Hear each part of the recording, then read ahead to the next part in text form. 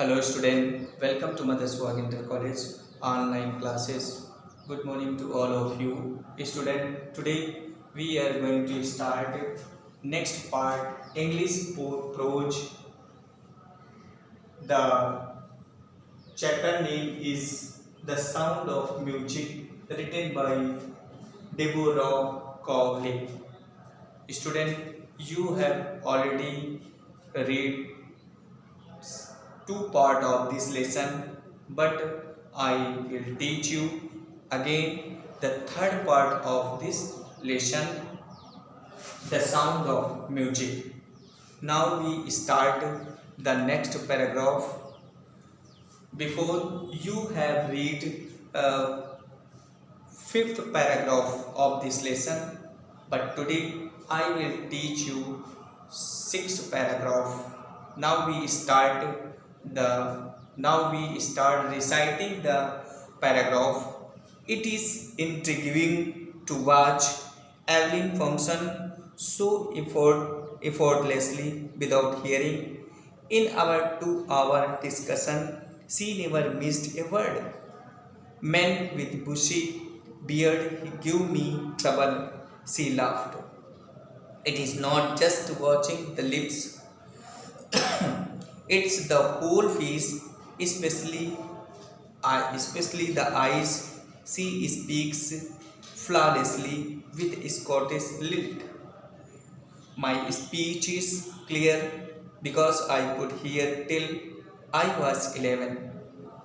She says, but that doesn't explain how she managed to learn French and master basic Japani.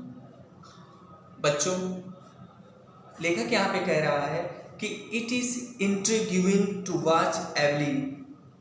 इंट्रीग्यूइंग का मतलब क्या होता है? आश्चर्यचकित होना, अचंभित होना, अचंभा होना. ठीक है. फंक्शन माने कार्य. लेखक यहाँ पे कह रहे it is intriguing to watch Evelyn. Evelyn function, Evelyn के कार्यों को देख करके ये आश्चर्यचकित हो रहा था कि सो एफोर्टलेसली विदाउट हियरिंग, कि बिना सुने, बिना श्रवण शक्ति के, लेखक कह रहा है बिना श्रवण शक्ति के, सुनने की शक्ति के बिना एवलिन को बिना प्रयास किए संगीत बजाते देख करके बड़ा आश्चर्य हो रहा था कि इन आवर 2 आवर्स डिस्कशन, हमारे 2 घंटे बहस के बाद जो है सी नेवर मिस्ड ए वर्ड, वह जो है यानी एवलिन जो है वो एक भी शब्द नहीं छोड़ती थी. मतलब उसको एक एक शब्द वर्ड टू वर्ड याद हो जाता था, याद रहता था. Men with bushy beard give me trouble, she laughed.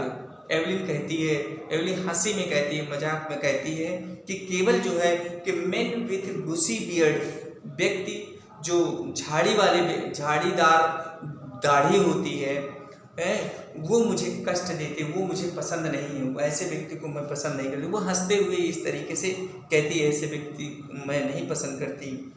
It's not just watching the lips, it's not just watching the lips.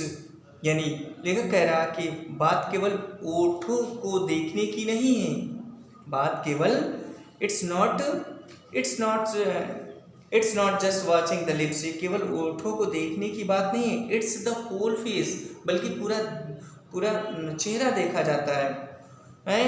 Specially the eyes, विशेष तौर से आंखें. She speaks flawlessly with Scottish lilt. Flawlessly का मतलब होता है कि बिना गलती के, बिना त्रुटि के. लेखक कह रहा है कि इट्स सी स्पीक्स, वह बोलती है फ्लॉलेसली विथ स्कॉटिश, यानी स्कॉटिश में, स्कॉटलैंड में, मतलब स्कॉटलैंड के जो बोलने का जो ढंग है, यानी स्कॉटलैंड की जो भाषा में जो बोला जाता है, उस भाषा को बिना त्रुटि के वो फ्लो में बोलती है, फ्लुएंटली बोलती है.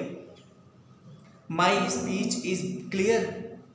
एवलिन कहते हैं कि मेरी भाषा जो थी, मेरी स्पीच जो थी बिल्कुल स्पष्ट थी. बिकॉज आई कुड हियर, क्योंकि मैं सुन चुकी थी, मैंने सुना है. टिल आई वाज 11, जब मैं 11 वर्ष की थी तब मैंने सुनी थी। सी सेज, वो कहती है कि बट दैट डजेंट एक्सप्लेन, लेकिन वो उसे व्यक्त नहीं कर सकती कि how she manage to learn French, कि उसने किस तरीके से फ्रेंच को और बेसिक जापानी भाषा को मैंने सीखा है, इस बात को वो व्यक्त नहीं कर सकती है।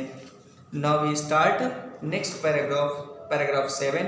As for music she explain, यानी जहाँ तक संगीत का प्रश्न है, एज फॉर म्यूजिक, जहाँ तक संगीत का प्रश्न है, सी एक्सप्लेन, वो स्पष्ट करती है, वो ये बताती है, व्यक्त करती है कि it pores in through every part of my body. जहाँ तक संगीत का प्रश्न है, वो ये कहती है, वो व्यक्त करती है कि it pores in through every part of my body, वो मेरे शरीर के प्रत्येक अंग में समाई हुई है। क्या? संगीत।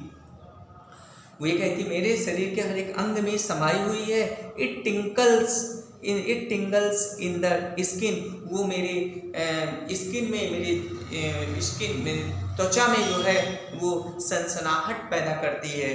क्या? संगीत। It टिंगल्स in the skin my cheek bones, मेरे चीक मैंने गाल की हड्डियों पर, मेरे गाल की हड्डियों में सनसनाहट। एंड इवन माई हेयर, यहाँ तक कि मेरे बालों में सनसनाहट पैदा करती है। When she plays the xylophone, और जब वो जाइलोफोन बजाती है तो she can sense, जब जाइलोफोन बजाती है तो उसकी ध्वनि जो होती है, उसकी ध्वनि sense the sound passing through the stick into her finger. जब वो जाइलोफोन बजाती है तो ध्वनि जो है उसकी स्टिक में छड़ियों से हो करके उसकी उंगलियों की पोरों में, ये जो पोर हैं उनकी उंगलियों की पोरों से हो करके प्रवेश करती है। म्यूजिक उसकी उंगलियों से हो करके प्रवेश करती है। And by learning against the drum, और जब ढोलों का सहारा लेने से, वह जो है she can feel the resonances flowing into her body, यानी ढोलों का सहारा लेने से वह तरंगों को अपने शरीर में प्रवेश करना अनुभव करती है। On the wooden platform, Evelyn कहती है कि ऑन वुडन प्लेटफॉर्म, और जो लकड़ी का मंच, प्लेटफॉर्म का मतलब मंच, जब लकड़ी के मंच पर जो है वो अपने सी रिमूव्स हर शूज, वो अपने जूते उतार देती है। सो दैट, ताकि क्या हो, the vibration pass through her bare foot, ताकि उसकी कंपन जो है उसके नंगे पैरों से हो करके उसके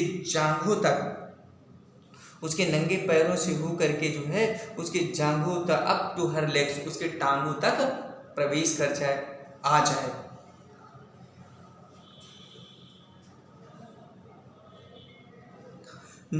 नेक्स्ट पैराग्राफ है, not surprisingly Evelyn delights her audience, यानी लिखा कह रहा है इसमें कोई आश्चर्य की बात नहीं है। नॉट सरप्राइज मैंने आश्चर्यचकित होना, इसमें कोई आश्चर्यचकित बात नहीं है कि एवलिन डिलाइट्स हर ऑडियंस, की एवलिन जो है अपने श्रोतागणों को आनंदित करती है, भरपूर मनोरंजन करती है। In 1991, she was presented with the Royal Philharmonic Societies, यानी लेखक कह रहा है कि 1991 यानी 1991 में उसे रॉयल फिलहार्मोनिक सोसाइटी ने prestige soloist of the year award, उसे जो है सोसाइटी ने उसे 1 वर्ष का एकल वादन के, सोलोइस्ट का मतलब एकल वादन के लिए वर्ष का अवार्ड दिया गया, प्रतिष्ठित अवार्ड दिया गया। फिर कह रहा है सेज मास्टर्स परक्यूशनिस्ट जेम्स ब्लेड, और कह रहा है कि ढोल बजाने वाले उनके गुरु यानी जेम्स ब्लेड कहते हैं। ढोल बजाने वाले उनके गुरु से जेम्स ब्लेड कहते हैं, गॉड में हैव टेकन हर हियरिंग, यानी ईश्वर ने उसकी श्रवण शक्ति तो ले ली है। ईश्वर ने गॉड में हैव टेकन, गॉड ने उसकी श्रवण शक्ति ले ली है, but he has given her back something extraordinary, लेकिन परंतु जो है उसके बदले में उसे कुछ जो है एक विलक्षण शक्ति, विलक्षण प्रतिभा जो है उन्हें प्रदान की है। Extraordinary, what we hear she feels far more deeply than any of us. देखा कह रहा है कि जो हम सुनते हैं, जो हम व्हाट वी हियर, जो हम सुनते हैं, शी फील्स, वह महसूस करती है, जो हम सुनते हैं उस चीज़ को वो महसूस करती है। फॉर मोर डीपली, और हमसे कहीं अधिक गहराई, और हमसे कहीं अधिक गहराई, far more deeply than any of us, हमसे कहीं और डीपली और कहीं गहराई से वो जो है उसको महसूस करती है। दैट्स वाई, यही कारण है कि she express music so beautifully, यही कारण है कि वह संगीत को अपने सुंदर ढंग से व्यक्त कर सकती है। यही कारण है कि वह जो है संगीत को और सुंदर ढंग से व्यक्त करती है, कहती है, जिसे हम सुनते हैं और हमें अच्छा लगता है। तो बच्चों, आज का वीडियो यहीं तक है। इसके बाद हम 2 पैराग्राफ और बाकी है, इसके तीसरी वीडियो में ये कंप्लीट हो जाएगी। तब तक के लिए सभी बच्चे वीडियो देखेंगे और इससे संबंधित मीनिंग को लिखेंगे। Thank you.